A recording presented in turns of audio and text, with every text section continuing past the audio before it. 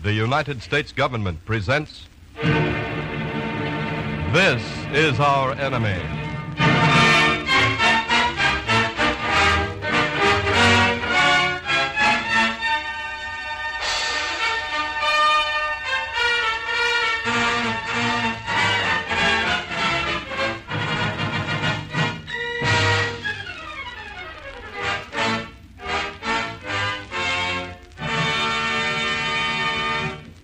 Tonight, the United Nations go forward with the determination to win this war and bring about a just and enduring peace.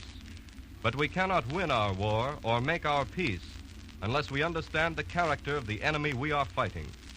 That is why your government is bringing these programs to you. Later, we shall hear Behind the Enemy Lines, a special weekly report by Matthew Gordon of the Office of War Information. Tonight, we present a dramatization of They Who Wait by Robert Galland, a story of French prisoners of war in Germany. And now, They Who Wait.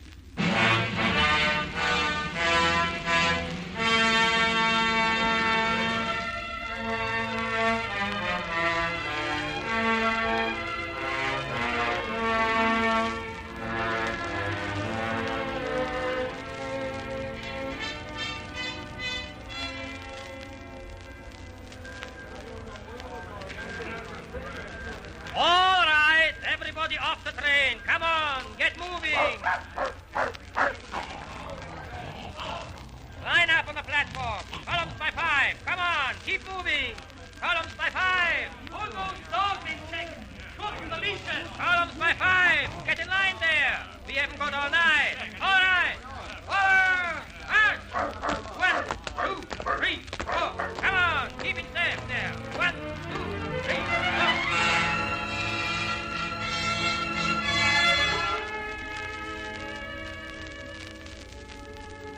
Dogs, bayonets, a road that never ends.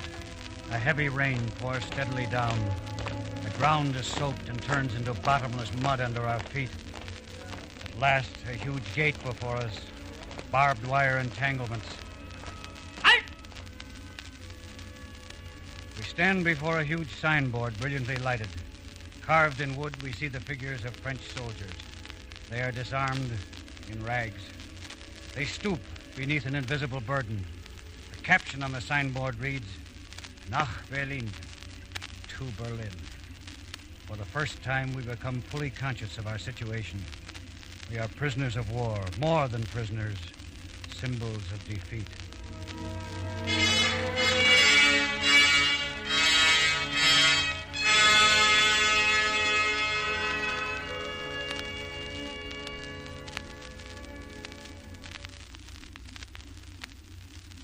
I am Robert Galland, a French soldier. I was held prisoner of war by the Nazis. This is my story. Our camp is somewhere in Germany. Our barracks is a room some 200 feet long and 30 wide.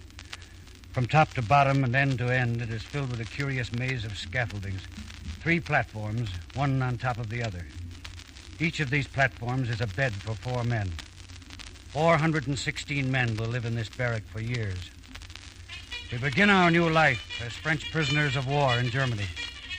We get up at 6 o'clock. 400 men battle around a single water spigot for the privilege of washing without soap and brushing teeth without toothbrushes. At 7 o'clock, the daily bread ration. What is this stuff? It's bread, my friend. Feels more like a lump of clay. Well, is it edible, do you think? If it isn't, we're going to starve. We'll get nothing else till tomorrow. Nothing at all? Nothing at all. I don't think I can get this stuff down. You'll learn to, Alex. So will we all.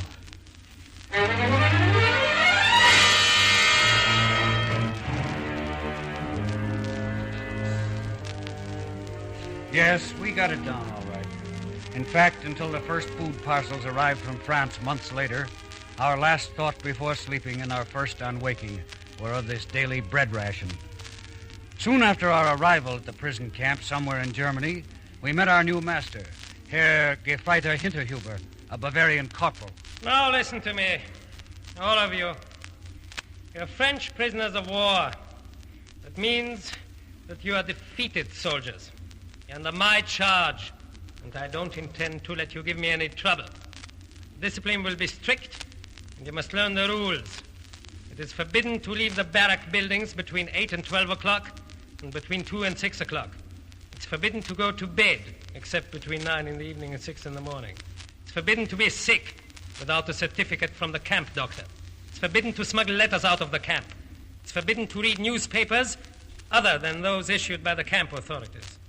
See, it'll be easy for you if you observe the rules. Remember, you're in a prisoner's camp and not in a hospital. If the regime doesn't appeal to you, it's too late to complain about it. You should have thought about it before you declared war on Germany. Dismiss.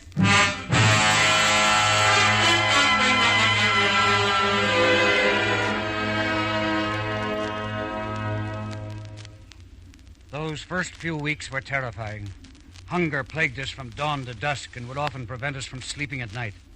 We spent our days in the cramped barrack quarters. We were forbidden to lie down, and not more than 100 men could find seats. And we talked of food and freedom in France. When the armistice was signed between Germany and France, hope flared up amongst us. According to the terms of the armistice, we were to be set free, or so we thought. Some of us brought the matter up before the German guards. We'll be going home soon, eh, Mueller? And according to the terms of the armistice, we'll be released immediately, eh, Mueller? I don't think he will be released just yet. Why not?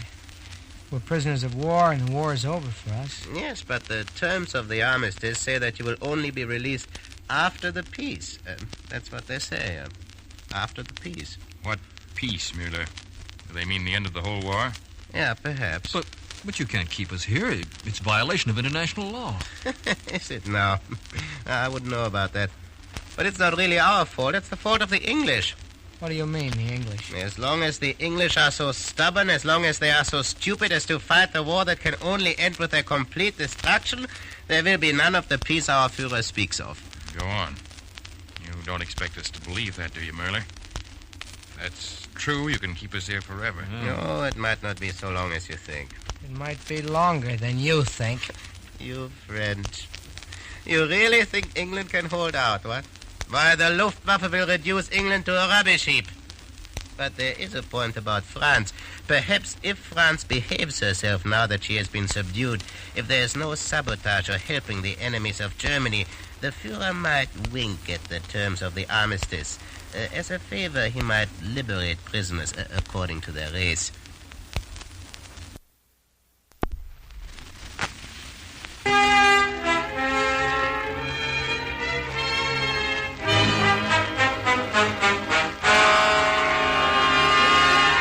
Yes, in a few moments, general hysteria spread through the camp.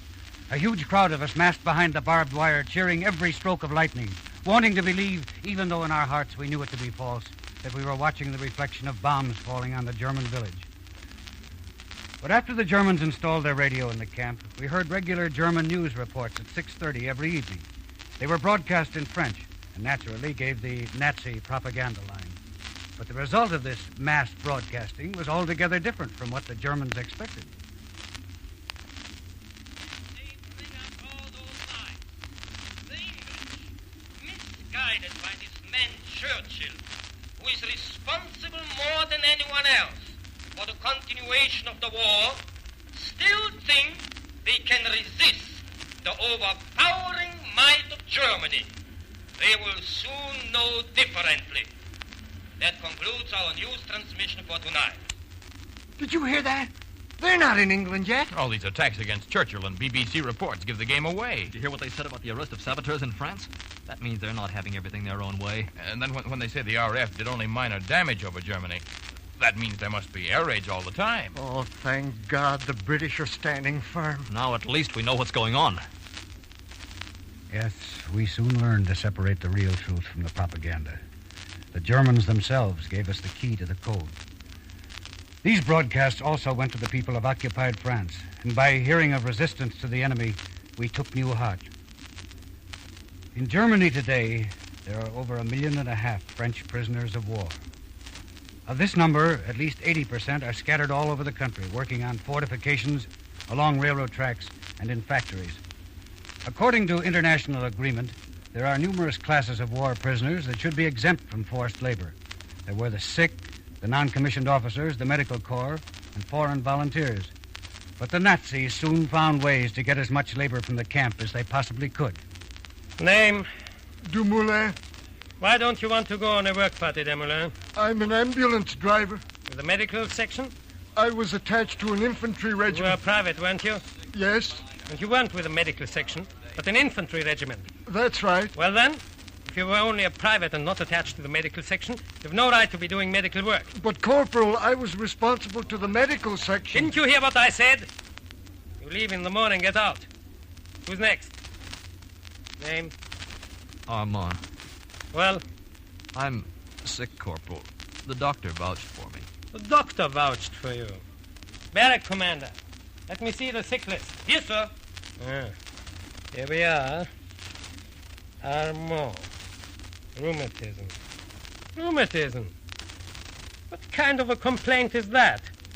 What do you think this is? The old ladies' home? But everybody knows I have severe rheumatism. Sometimes I can hardly move. Well, we'll see if we can't cure you. You're fit for work. Just malingering, that's all. You're no sicker than I am. Report tomorrow. Next. Morrow. Sergeant Morrow. Sergeant. Who says you're a sergeant? Show me your service certificate. It was taken from me when we were rounded up. You expect me to believe that? It's true, you went through all our personal things. I asked to have my certificate returned to me. Ah, that's a lot of nonsense. Let me see your sleeve.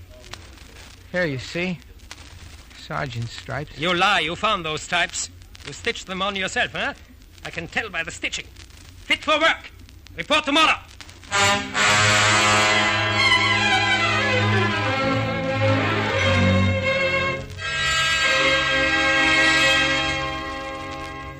With those non-commissioned officers whose papers were in order, the authorities had a different technique. You are non-commissioned officers. At present, you can't be compelled to work, for the Germans respect international conventions. But one of these days, France will be signing an agreement to cancel all privileges for non-coms. When that happens, you'll be sent to work in the Ruhr mines. Won't be nice there. Dirt, floods, constant bombing. You'd do better to volunteer to work in this country. Out of some 150 non-commissioned officers in that group, they got 80. But soon, stories of conditions under which prisoners in forced labor parties worked got back to camp. They're constructing an army camp in eastern Germany. They work 14 hours a day. The temperature often goes down to 30 below. They jam 800 Frenchmen into a few tiny huts. You know what I heard from the doctor? There's a labor camp in the north, right next door to a soldier's camp. All day and night, artillery maneuvers are going on. Real shells fly over the prisoners' huts. Sometimes they land in the camp itself.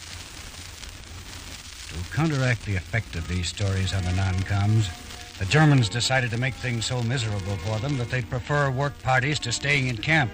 And so they reduced food rations to a bare minimum. They compelled men to dig holes one day so that they could have the job of filling them up the next. They devised all sorts of fatigue tasks. But the non-coms held out. Rather than help strengthen the German war machine, they would go on digging useless holes forever, even if their backs broke.